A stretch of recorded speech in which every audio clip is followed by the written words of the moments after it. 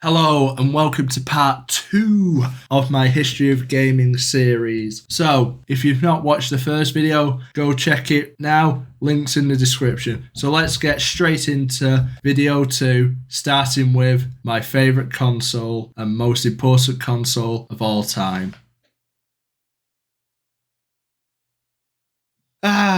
The Xbox 360. Now, my brother has been and still is a massive Xbox fanboy, and back in 2010, I went down to his house and played possibly the greatest game I had played up to that point, that being Forza Motorsport 3. For 2 weeks, every time I was there, I would be on Forza 3 on Le Mans, trying to go as fast as possible, and that made me so happy. I knew I wanted one. And what solidified this for me was when I started high school back in 2010, for like 3 months, up until Christmas, I would walk past everyone asking, "Oh, what's your Xbox? Add me on Xbox," and so on, nearly daily. And I just had to say, sorry, I don't have one.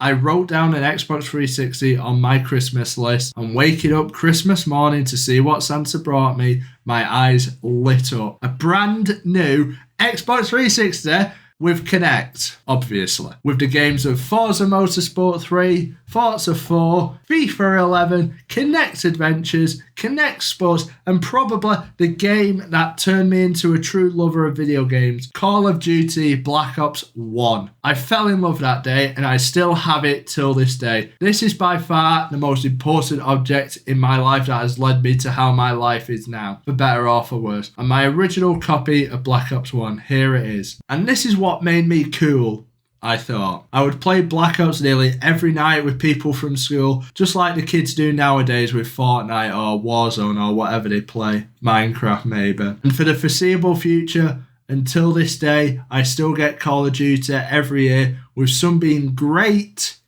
good, bad, and Vanguard. But now we get into the lifespan of my 360, and after Black Ops 1, my nephew showed me this demo for this game, which was fairly new at the time, called Minecraft. You might have heard of it, but this demo was incredible, and I'm sure some older players like me remember it like it was yesterday. It was only a 30-minute demo, but each time I would leave the spawn room, find those hidden diamond tools, and just go to the castle and build my own stuff. It was a brilliant experience, and I knew I had to play and experience more of it. So I asked my mum for weeks and weeks and weeks until I was finally able to buy it with Microsoft points. Like, wow, remember them, Microsoft points. And my life changed forever. Now we are currently on my first Minecraft world, still up and running on my original 360.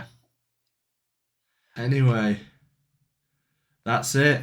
My first ever Minecraft world. Spent so many hours on this world, and just done loads of different things, and yeah, so hope you enjoyed it as much as I did playing on it.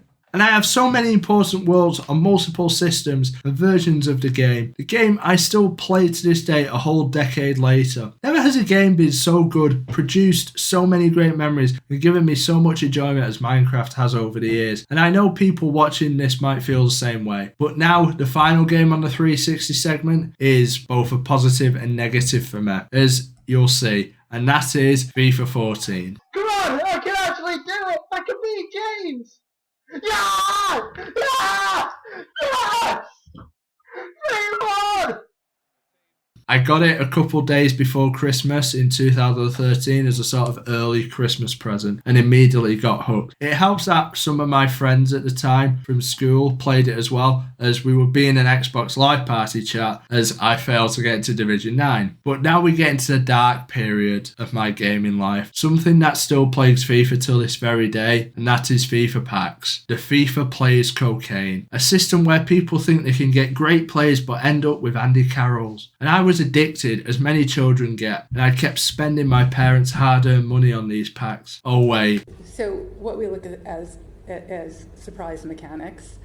Yeah, surprise mechanics, sure. And by the end of FIFA 14, I had spent in excess of £1,300 on FIFA coins from various websites, and this carried on until FIFA 20 when I finally decided, no, I am not getting FIFA 20. And when I got FIFA 22 and 23, when I started to talk to my friends again, I spent a little money, right? I treated myself a little bit, but I feel I have broken my addiction to FIFA points and coins. Be wary, kids. Seriously. Well, that got off track from the Xbox 360 console, so let's move on to my first good handheld console. Yeah, I am a lover of the Nintendo 3DS and I love the 3D feature and think it is still good to this day.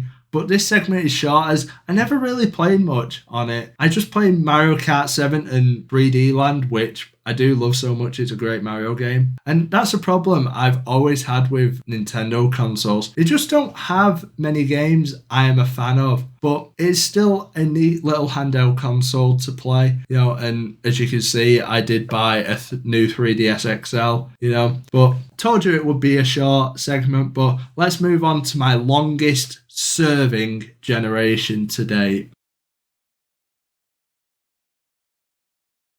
The TV console itself, the Xbox One, the real Xbox One this time, and even before getting into this console, a split between the Xbox One and the PS4. And do I regret it? No, not at all. I made the right choice. Now, I got the Advanced Warfare Edition back in 2014 simply because it had a 1TB hard disk, which back then seemed impossibly massive. But what did I play on this next-gen console? Well, of course, I had Advanced Warfare, and sorry about this, but it is one of my favourite COD games ever. So yeah, I know, bit harsh, yeah, whatever, but I loved it, and I got to Prestige like 20, Prestige Master like 6, whatever, So I played a lot. But I also got Minecraft for Xbox One that Christmas, and for some reason, I really don't know why, it took like 10 hours to download. Genuinely, it took all Christmas Day, but it was great looking at the newer graphics and wait,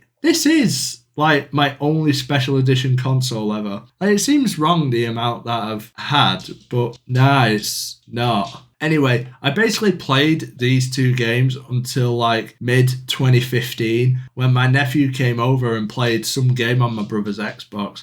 I looked over and was like, wow, this looks like shit. Why are you even on it? Nah, it's good, fam, he said to me. Yeah, sure. Later that day, my brother left his Xbox as mine as he was going through a breakup at the time. So I looked over at his selection. What's this game? Destiny. Fine. I'll give it a try. It won't be any good. I'm sure this is that game Josh was playing. So that was it. That was how I got into playing Destiny for the first time. If my brother had never broke up with his girlfriend at the time, I may never have played Destiny or Destiny 2. Now that is hard to believe, especially if you know me, the amount of hours I put in. But I got into it pretty quickly. The gunplay, the different weapons, and the first looter shooter I had ever played, and adored it so much. That was when, in one of my French lessons, a kid came to me in my year and said, "Hey Eric, I didn't know you played Destiny." Yeah, I've only played it for about a week. "Oh, you need to come join in.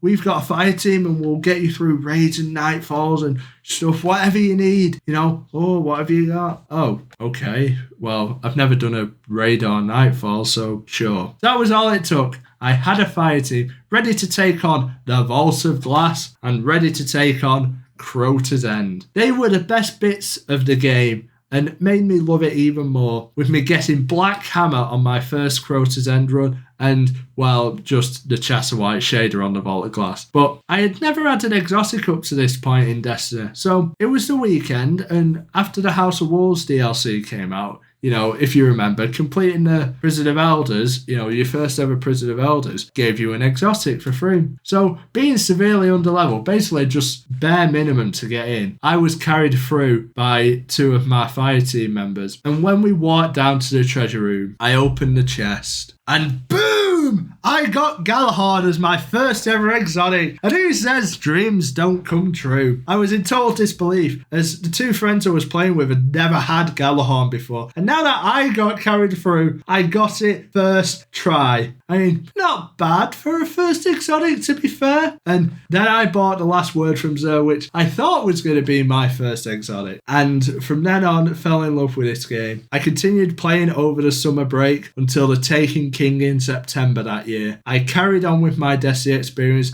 playing raids every week and leveling up. Something also happened during this time. So this guy, him from the French lesson who got me into the fire team, also brought one of his mates from high school called, Loaf. I'm obscuring his name, obviously. Now, I knew Loaf at the time, but we never really talked much, really. We were never in any classes at school. But playing this game, we played and talked quite a lot. And later on, at the end of, 2021, introduced me to the friends that I still talk to today. And I have Destiny and playing Destiny with Loaf to thank for being able to have the friends that I have today like these. We continued playing Destiny through everything. The April update, Rise of Iron, and the best time in Destiny history to me, the Age of Triumph. And yes, I will get on to Destiny 2 later. I carried on playing games on my Xbox like Titanfall, various FIFA games, and Halo 5. I know, only the best. And even made a little video,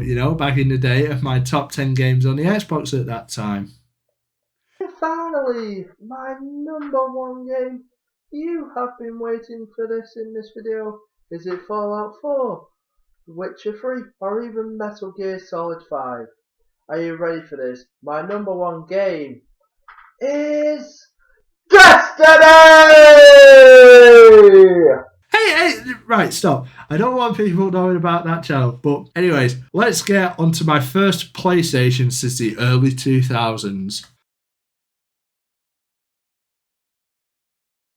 The console I left back behind in 2014. I got the PS4 for free with my phone contract at the time and bought 2 games for it. Minecraft, a game I already had, and FIFA 15, another game I already had, as it was a month before FIFA 16 would be out. But anyway, you can kind of tell that because of this, I had no reason to play the PS4 over my Xbox. So after just a couple months of not using the PS4, I sold it and I bought stuff for my Xbox like a new controller and headset. So that ends my PS4 saga for now. Hello there, and thank you so much for watching part 2 of my History of Gaming series. There are still 2 more videos, I think, or 3, I don't know, not decided yet. But I'm really glad you've watched it. If you haven't seen part 1, link is in the description. And please subscribe, like, all that nice stuff. And as always, I will see you next time.